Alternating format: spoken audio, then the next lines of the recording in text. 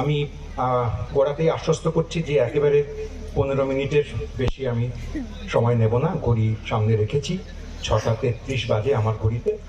15 মিনিটে আমি শেষ করব।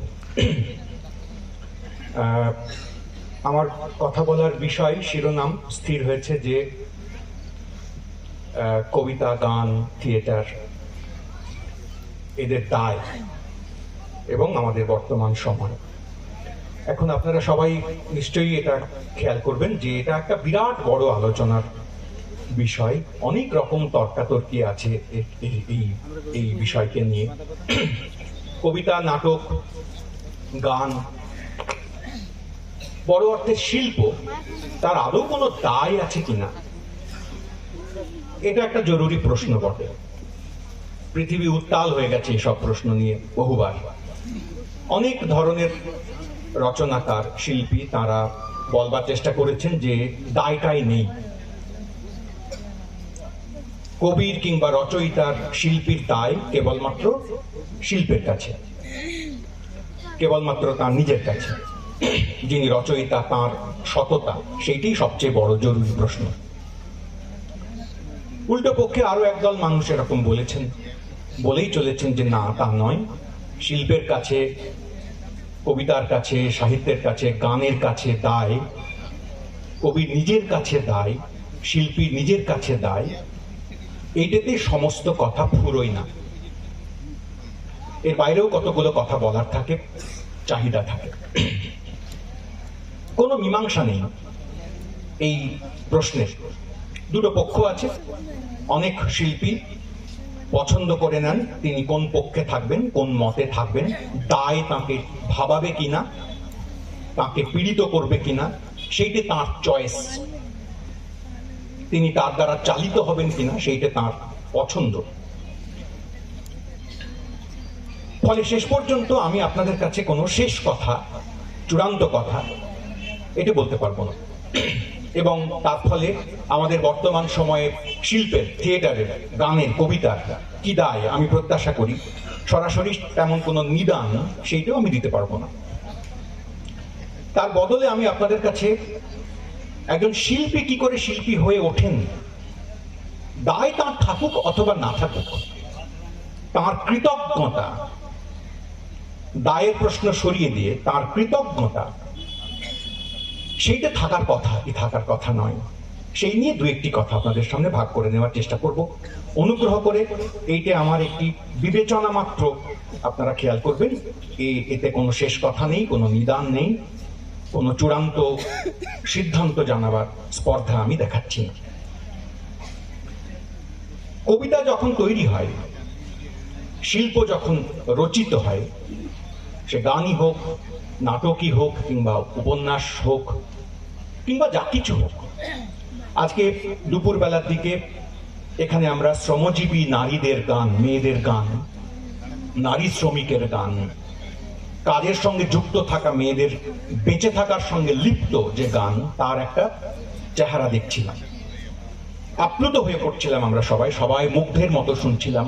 আমাদেরই চারপাশে থাকা, আমাদের এই প্রকৃতির সঙ্গে জুড়ে থাকা মানুষজন কয়েক হাজার বছর ধরে, কি তারও বেশি সময়কাল ধরে বাঁচতে বাঁচতে কিভাবে তাদের অনুভূতিকে গানের মধ্যে, শিল্পের মধ্যে ধরে রাখবার চেষ্টা করেছেন। খুব যে ইতিহাসে নাম থাকবে তাদের এমন কোনো দাবি ছিল তা নয়। খুব যে বাহবা পাওয়া যাবে, খুব যে পত্রিকায় ছাপা হবে, খুব যে বই প্রকাশ হবে, খুব যে মঞ্চ পাওয়া যাবে, এমন কিচ্ছু তাদের চাহিদা ছিল না। তারা এমনকি সন্তানের জন্ম দিতে দিতে পর্যন্ত গান তৈরি করেছেন, গেয়েছেন। তারা তাদের 24 ঘন্টার প্রাত্যহিক জীবনের যে লড়াই, কাজকর্ম, যাকে তারা তেমন লড়াই বলে সবসময় মনেও করেননি, হয়তো বাঁচা বলে মনে করেছেন, তার প্রতিটি পদক্ষেপে, প্রতিটি চরণে তারা তাদের মতন গান গেঁথেছেন, ভেবেছেন। কেউ তাদের কাছে কে জিজ্ঞেস করেনি যে কোনো দায় আছে আপনার সামাজিক? এই যে সত্যি সত্যি সাহিত্যের দায় সমাজের কাছে, এটা নিয়ে যারা কথা বলি আমরা, একটু বাবু টাইপের লোকজন, একাডেমিক পেপার লিখি, আমিও লিখি, এই দ্বিচারিতায় আমিও অভিযুক্ত হতে পারি। খেয়াল রাখা দরকার, এই দায় সংক্রান্ত প্রশ্নগুলি উঠে এসেছে একটা বিশেষ পরিসর থেকে, যখন সত্যি সত্যি কবি বা রচনাকার শিল্পী তিনি ছিন্ন হয়ে গিয়েছেন, তার চারপাশের বেঁচে থাকার যে পরিসর, অন্যদের সঙ্গে জুড়ে থাকার যে এলাকা, তার থেকে আলাদা হয়ে গিয়ে যখন তিনি শিল্প রচনা করছেন, এই সচেতন প্রয়াস, এই সচেতনতা যখন তাকে তার মাথার উপর চেপে বসেছে, তখনই দায়ের প্রশ্ন এসে দাঁড়িয়েছে বারবার। কারণ বারবার লক্ষ্য করা গেছে তো যে শেষ পর্যন্ত আত্মপ্রকাশ, আমারই যাতনা, আমারই বেদনা, আমারই কাতরোক্তি, এই সব আমি শিল্পের মোড়কে দাঁড় করাচ্ছি।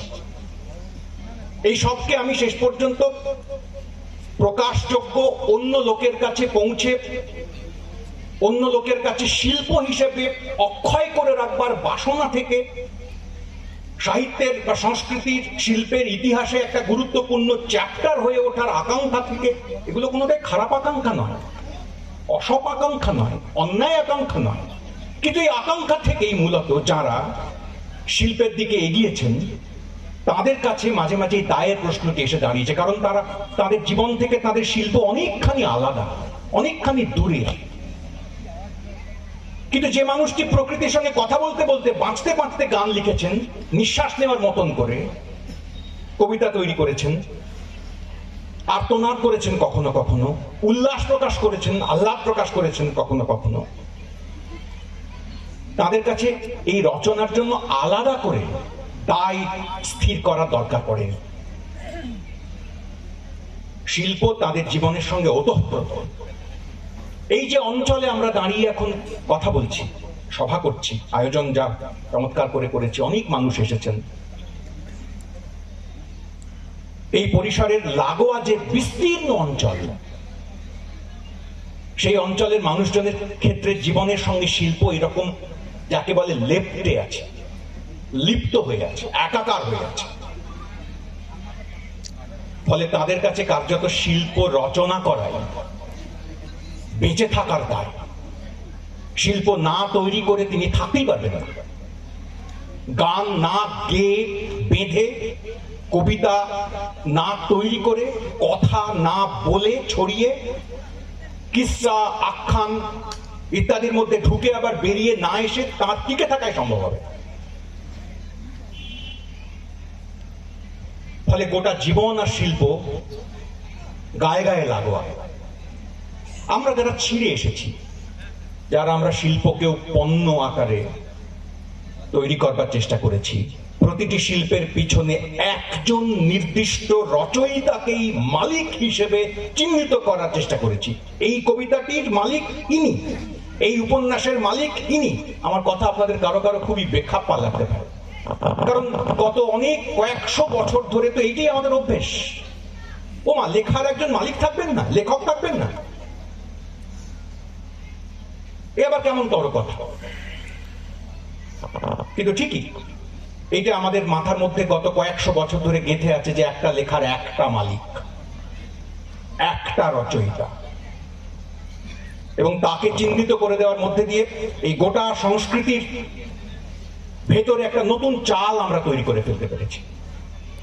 কিন্তু সত্যি সত্যি একটা গান যখন হয়, একজন রচয়িতাকে সামনে রেখে মধ্যস্থতা করে একটা গান যখন হয়, যখন সেটা কেবলমাত্র সেই রচয়িতার দিনলিপির ব্যক্তিগত আকাঙ্ক্ষার প্রকাশ নয়, যখন তার পিছনে আসলে কলস্বর হাজির থাকে, অনেক মানুষ, অনেকের আকাঙ্ক্ষা, অনেকের প্রতিনিধি হিসেবে যখন একজন শিল্পী উঠে আসেন,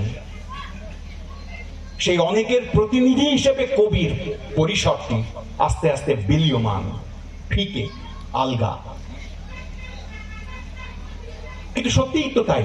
আপনারা খেয়াল করে দেখবেন, যে কোনো রচয়িতা যখন কোনো গান তৈরি করেন, নাটক তৈরি করেন, কত আলাদা আলাদা মানুষের সঙ্গে সংসর্গে, যোগাযোগে, লড়াইতে, তর্কে, ঝগড়ায়, প্রেমে, ঘৃণায়, বিরূপতায়, বিদ্রুপে একটা রচনা হয়ে ওঠে।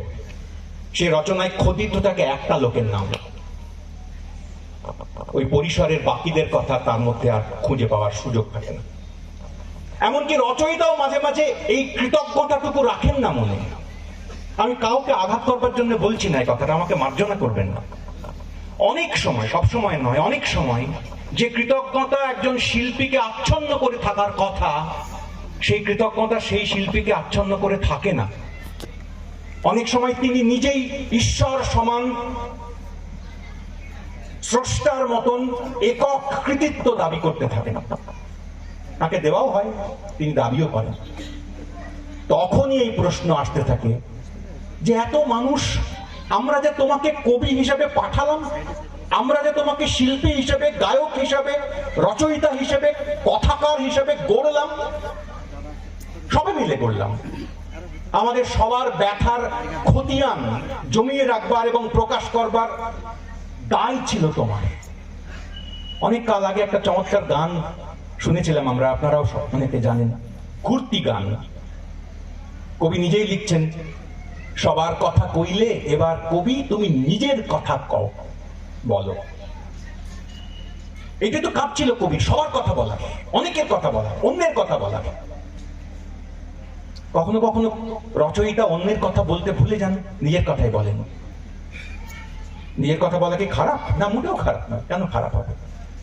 কত ব্যথায় তো কবিও থাকেন, শিল্পীও থাকেন, কিন্তু তার সঙ্গে সঙ্গে বাকিদের ব্যথার খবর কবি ছাড়া রাখবে কে? একটা গোটা ব্যবস্থা শিল্পী তৈরি করে অনেকে মিলে। আমি পারবো না, তুমি পারো, সবাই মিলে তৈরি করে।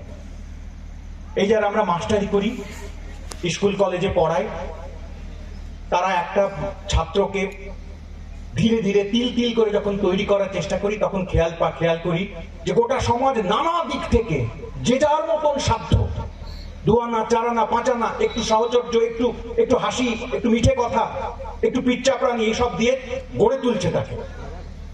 আমরা পারিনি, তুমি পারো, এই কথা বলি।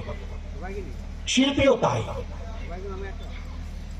কৃতজ্ঞতা অতএব শিল্পীর একটা খুব গভীর গুরুত্বপূর্ণ শর্ত হওয়ার কথা। সবসময় হয় না। শিল্পী চুপ করে যান, চুপ করে থাকেন, সব কথায় রা করেন না। কিন্তু কবে তো সেই কবিকে বলা হয়েছিল, কবি বলেছিলেন, মীর তাকি মীর, উর্দু ভাষার বিখ্যাত এক কবি, গালিবেরও পূর্ববর্তী। চমৎকার একটি গজলের দুটি পংক্তি আপনাদের পড়ে শোনাই। কবিকে বলছিলেন কখনো কখনো, আমরা অনেক সময় স্বেচ্ছাবৃত নীরবতা নিই, ইচ্ছে করে চুপ করে থাকি। চারপাশে তোলপাড় হচ্ছে, হইচই হচ্ছে, মারপিট হচ্ছে, সব সাফ হয়ে যাচ্ছে প্রায়, বন জঙ্গল জমিন সব। সেই সময়ও কখনো কখনো আমাদের চুপ থাকতে ইচ্ছে করে।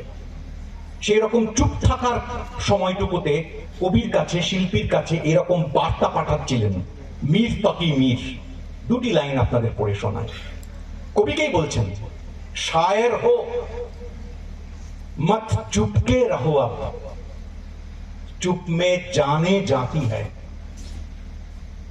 শায়ের হো, কবি তুমি, চুপকে মত রহো আব। কেন? তার কারণ চুপ মে জানে জাতি হ্যায়, প্রাণ চলে যায় চুপ থাকে। তাহলে কি করতে হবে? পরের পংক্তিতে বলছেন, বাত করো বায়াত পড়ো, কুছ বাইতে হামকো বাতাতে রহো। কথা বলো, কিছু কবিতা শোনাও, আমাদের সঙ্গে আলাপচারিতায় নিজের শ্লোক, অমলিন শ্লোক পড়তে থাকো, বলতে থাকো। তুমি চুপ করে গেলে লোক মরে যাবে, মরে যায়ও তো শিল্পী যখন চুপ করে যান, বা কেবলমাত্র নিজের কথা বলেন, অন্যের কথা বলেন না, লাশের কথা বলেন না, লুট হয়ে যাওয়া জমিনের কথা বলেন না। ঘর ছাড়া শ্রমিককে গাল ভরা নাম যখন দেওয়া হয় পরিযায়ী শ্রমিক, কি মিঠে, কি আশ্চর্য মিঠে, পরিযায়ী শ্রমিক। আরে ও ঘর ছাড়া, পরিযায়ী নাকি? ও বেড়াতে গেছে, কাজ পায়নি ঘরের কাছে, তাই গেছে দূরে, ঘর হারিয়ে। আলতো নাম দিয়েছি আমরা, পরিযায়ী, পাখির মতো। চুপ করে থেকেছেন কবি। আমি একটা ছোট্ট কবিতা পড়ে আমার কথা শেষ করব, 15 মিনিট বোধহয় পার করে ফেললাম, আর 2-2.5 মিনিট তার মধ্যে। বীরেন্দ্র চট্টোপাধ্যায়ের কবিতা। কবিতা হচ্ছে অনেক। তিনি এরকম একটা কবিতা লিখছেন, আমাদের এই চুপ করে থাকা, অকৃতজ্ঞ থাকা, অন্য মানুষের কথা বলতে নাচে নিজেরই কথা বলা কেবল এইরকম সময় এই কবিতা আমাদের খানিকটা নাড়িয়ে দিতে পারে। চার স্তবকের কবিতা দ্রুত শেষ করব। আমার সন্তান যাক প্রত্যহ নরকে। আমারই ভাষার একজন কবি তো লিখেছিলেন, আমার সন্তান যেন থাকে দুধে ভাতে। সেই কথাটাকে খানিকটা মস্করা করে, ব্যঙ্গ করে, কাউন্টার করে, প্রতিবাদ করে বীরেন্দ্র চট্টোপাধ্যায় লিখছেন এই কবিতা। আমার সন্তান যাক প্রত্যহ নরকে, ছিড়ুক সর্বাঙ্গ তার ভাড়াটে জল্লাদ। আপনাদের যদি 1970 সালে লেখা এই কবিতা কোনোভাবে 2024 সালের কোন বাস্তবতার দিকে তাকাতে ইশারা করে, তাহলে তার দায় আমার নয়, কবিরই দায়। আমার সন্তান যাক প্রত্যহ নরকে, ছিড়ুক সর্বাঙ্গ তার ভাড়াটে জল্লাদ। উপরে নিক চক্ষু জিহ্বা দিবাদি প্রহরে নিশাচর সাপদেরা। করুক আহ্লাদ তার শৃঙ্খলিত ছিন্ন ভিন্ন হাত পা নিয়ে শকুনেরা। কতটুকু আসে যায় তাতে আমার, যে আমি করি প্রত্যহ প্রার্থনা, তোমার সন্তান যেন থাকে দুধে ভাতে। যে আমি তোমার দাস, কানা করি দিয়ে কিনেছো আমাকে রানী। বীরেন্দ্র চট্টোপাধ্যায় লিখেছেন, রাজা লেখেননি, আমি বদলে দিইনি শব্দ। যে আমি তোমার দাস, কানা করি দিয়ে কিনেছো আমাকে রানী, বেঁধেছো শৃঙ্খলে আমার বিবেক লজ্জা।